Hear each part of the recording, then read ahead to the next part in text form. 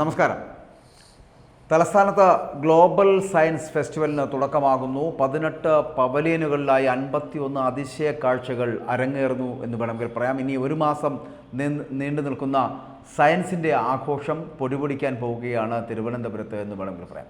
ഒരു മാസം നീണ്ടു നിൽക്കുന്ന സയൻസിൻ്റെ ആഘോഷങ്ങൾക്ക് തോന്നയ്ക്കൽ ബയോ ടെക്നോളജി സെൻറ്ററിൽ ലൈഫ് സയൻസ് പാർക്കിൽ ഇന്ന് ആരംഭിക്കുകയാണ് സയൻസ് ഫെസ്റ്റിവൽ. 25 ഏക്കർ വിസ്തൃതിയിൽ ആകെ 2.5 ലക്ഷം സ്ക്വയർ ഫീറ്റ് വരുന്ന 18 പവലിയനുകളിലായിട്ട് ഏകദേശം 51 അതിശയ കാഴ്ചകൾ ഒരുങ്ങിക്കഴിഞ്ഞിരിക്കുന്നു എന്ന് വേണമെങ്കിൽ പറയാം. ഓരോ പവലിയനിലും നമ്മൾ ഇതുവരെ ചിലപ്പോൾ കാണാത്ത സയൻസിലൂടെ മനസ്സിലാക്കിയ അത്തരത്തിലുള്ള അറിവുകളാണ് സന്ദർശകരെ കാത്തിരിക്കുന്നത് എന്ന് വേണമെങ്കിൽ പറയാം. ഉള്ളിൽ നിന്ന് ആസ്വദിക്കാനാകൂ പ്രപഞ്ചത്തിൻ്റെ മാതൃക, യുദ്ധം സൃഷ്ടിക്കുന്ന കെടുതികൾ, കൂടാതെ ബഹിരാകാശ നിലയത്തിൽ നിന്നുള്ള ഭൂമിയുടെ ഘടന, കാഴ്ച ഒക്കെ തുടങ്ങി AR VR സാങ്കേതിക വിദ്യകളുടെയൊക്കെ സഹായത്തോടുകൂടി വളരെ അനുഭവവേദ്യമാകുന്ന അല്ലെങ്കിൽ അറിവുകളടങ്ങുന്ന ഒരു പവലിയനുകളടക്കം ഇവിടെയുണ്ട്.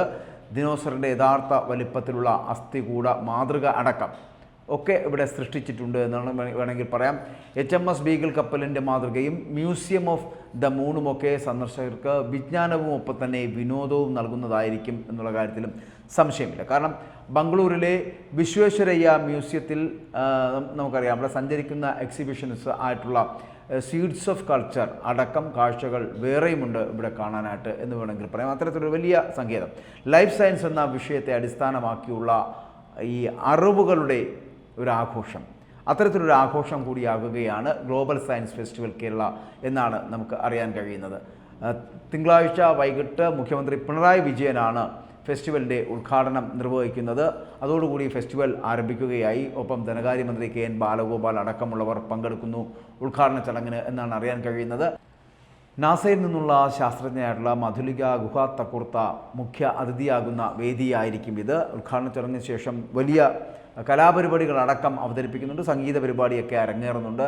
ഫെസ്റ്റിവലിനോടനുബന്ധിച്ച് ഫെസ്റ്റിവലിൻ്റെ ഭാഗമായിട്ടുള്ള പ്രഭാഷണ പരിപാടികളടക്കം ഉണ്ടാകുന്നു. ആദ്യമായിട്ടാണ് കേരളത്തിൽ ഇത്തരത്തിലുള്ള സ്ഥിതിവിശേഷം ഉണ്ടാകുന്നത്. ഡിജിറ്റൽ യൂണിവേഴ്സിറ്റിയുടെ അവിടെയാണിത് ആരംഭിക്കുന്നത്.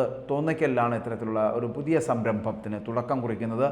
പ്രഭാഷണ പരിപാടികൾ അവിടെ അരങ്ങേറുന്നുണ്ട്. കൂടാതെ പ്രഭാഷണ പരിപാടികളുടെ ഭാഗമായിട്ട് ഡോക്ടർ കൃഷ്ണവാര്യർ മെമ്മോറിയൽ ലെക്ചറിൽ നാസയിൽ നിന്നുള്ള ശാസ്ത്രജ്ഞ അടക്കം പങ്കെടുക്കുന്നുണ്ട്.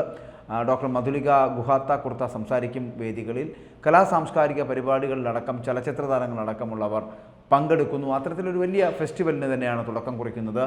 നാളെ മുതൽ ആരംഭിക്കുന്ന ഒരു മാസക്കാലത്തേക്കുള്ള വലിയ പരിപാടികൾ ഇവിടെ. കൂടാതെ ഫെസ്റ്റിവലിലെ മറ്റൊരു പ്രധാന ആകർഷണമായിട്ടുള്ളത് ഈ night sky watching and tending എന്ന് പറയപ്പെടുന്ന ഒരു സംവിധാനമാണ്. ഇത് ഈ മാസം 20 മുതൽ അതും ആരംഭിക്കുകയാണ്.